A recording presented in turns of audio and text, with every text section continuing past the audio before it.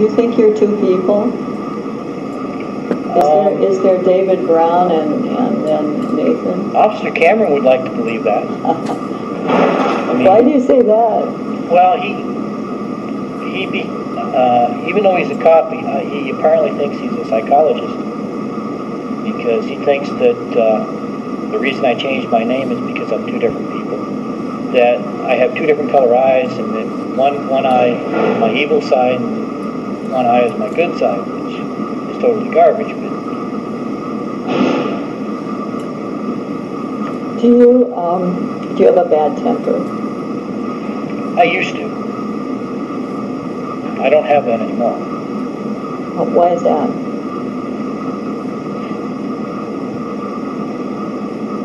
I don't know. I just made up my mind that, that just isn't me. You may get mad at someone, but when you, well, actually, I don't hold it in anymore. This was one of the biggest reasons. So you tend to talk more?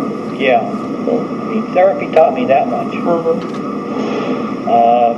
And another thing is I don't take my anger out on everyone. If you did something to me and I'm pissed, I will take it up with you. Okay. Whether it be verbally or if it eventually comes down to where I have to do fisticuffs, then I'll do that. But I address the person that causes me the grief down. That sounds more appropriate, huh? Well, yeah. Yeah. I mean, that's what my psychiatrist used when I was to get me released. They showed to the judge the difference. I mean, when I was raped the second time in prison by 8 guards, which was just like when I was a kid, I didn't react the same way. I just didn't go on a rampage on those 8 guards, although it was tempting. I mean, the one that stuck his finger up my butt, I remembered him well.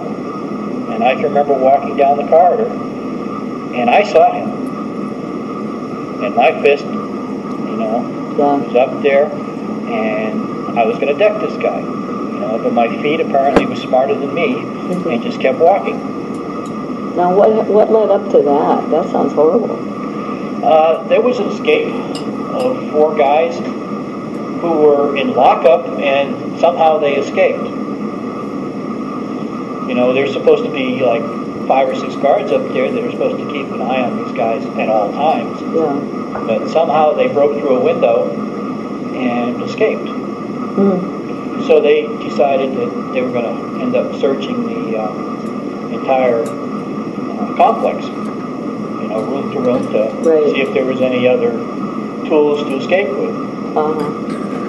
Well, because I wasn't an inmate, because I did all my criminal time, so I was just a mental health patient. I see. Well, they came up and they told me to strip, so I accommodated. Then they told me to squat and cough, and I says, the only way I'm going to do that is if you have a medical doctor there, because I'm a mental health patient. I'm not required to do that because I'm not an inmate.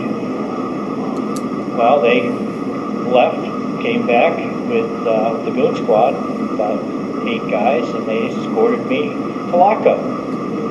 Well, going by the kitchen, all my friends are in the kitchen working, and they're looking like Nathan never gets in trouble. And I have the big honcho with me of the institution, along with these 8 guards that are just trotting me up to lockup. It's like, why? This is Nathan. Yeah. So I got up there and they had me strip again, which I complied. They didn't ask me to squat and cough. And then about an hour later, some more guards show up and tell me to do the same thing. And I said, no. I said, why not? I says, well, I went through the whole scenario, and I says, I'm in lockup. You guys should have already searched this place. There's no way I have contraband in here since I stripped twice. I says, and I ain't doing it again. Well, this big black guard, I mean, he was huge. He made Rosie Greer look like a teeny bopper. And he's slowly but surely trying to edge in, and my legs are shaking. I have my arms folded. But you ain't doing it. And this puny lieutenant shows up and orders him to back off, and they finally walk away. And they come back about 10-15 minutes later, and with the goon squad all in their combat gear and everything else, and of course their camera. I was videotaped. Oh, really? And they threw me on a bloody mattress where they had just killed an inmate. I mean, because one of the guys they caught that escaped, they brought him in through the visiting room. There were 4 visits there that saw him walk in on his own. Yet 2 hours later, he's dead. Really? Oh, that's horrible. And they throw me on this bloody mattress. The mattress is covered by a third of blood that's still sticky. And they proceed to take my clothes off and film this to be a training film. So I made my first porno flick. Well, tell me about the second one then. I'm kidding. Oh, that sounds terrible, though, Nathan. Yeah, it was. And I filed charges. Very frightening. I contacted the state police and everything else, and they told me they were just doing their job. All the politicians told me they were just doing their job. The courts told me they were just doing their job. Wow. Do you think that happens in prisons and Oh, yeah. mental hospitals? It happens all the time. Yeah.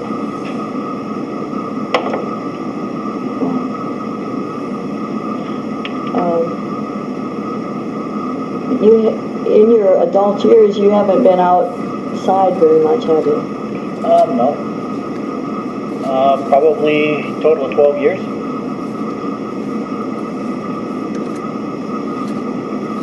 Because I was 10 years here in Montana. That's right. You were here for for a good part of that. Yep. Other than And had a good employment record. And you worked a lot of different fast food places, didn't you? Yep. Yeah. I've eaten at Hardee's a lot. You know, it's right across from the hospital there in Great Falls. And you worked at that one for a while, didn't you? Worked there 4 years. Did you? We used to have the night crew at the hospital call up and place their orders, and then we'd have it all ready for them when they got there. Yeah, we still do that. I used to get soft ice cream with chocolate on it, but they don't have that anymore, so I'm real disappointed. Well, that's because of Carl Jr. Did they buy them out? Yeah, Carl Jr. bought out all the Hardee's in Montana. Oh, okay. Because they did. That's why the menu changes. Yeah. Now, tell me about all your pictures that you collected, your photo albums. Actually, on that stuff, those are on the appeal. I can't talk about those. Okay. That's reasonable. How is the appeal going? Well, it's still there. You know, I'm hoping that at least the original stuff is heard. Yeah. Because it's been 2.5 years on appeal. So I don't understand much as far as the legal system, but so your appeal has already been like submitted, is that? Several appeals have been submitted. The original SOP was the first appeal that was put in, and it's been in there for about 2.5 years. And then there's on the sexual assault, we have several appeals on that against the judge and against Grant Light and all. Okay. So when you voice an appeal or whatever terminology you use, it's not for like being sent to prison. It's not the trial, then it's different issues.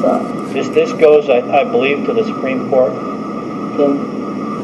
Montana Supreme Court or whatever. Okay. And once it's heard and they make a decision, If Montana turns it down, then it goes to the federal. I see. Okay, and you don't know where it is? I mean, has... Not offhand. But since the original stop was illegal, and if they rule in my favor, then they haven't let me go.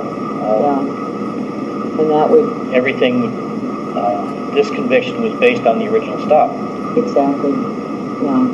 So you'd be out. You'd be out free. Yep. What would you be doing? I have no idea. I don't even know where I'll go. Yeah. I definitely don't want to live with my brother. Yeah. And I don't want to go back to Massachusetts. So I have no idea. You know, hopefully I can talk my lawyers into giving me a loan. Yeah. And then pay them back when all my lawsuits come in. Yeah. Yeah. Or sell a book. Right. And you've been writing a lot, Yeah. right? You just write all the time, pretty much. Now, on in your writings, you have a lot of coded things, and you may not want to talk to me, but can you tell me what that means? Or is that Latin, or what is that? I couldn't figure that out. I have no idea.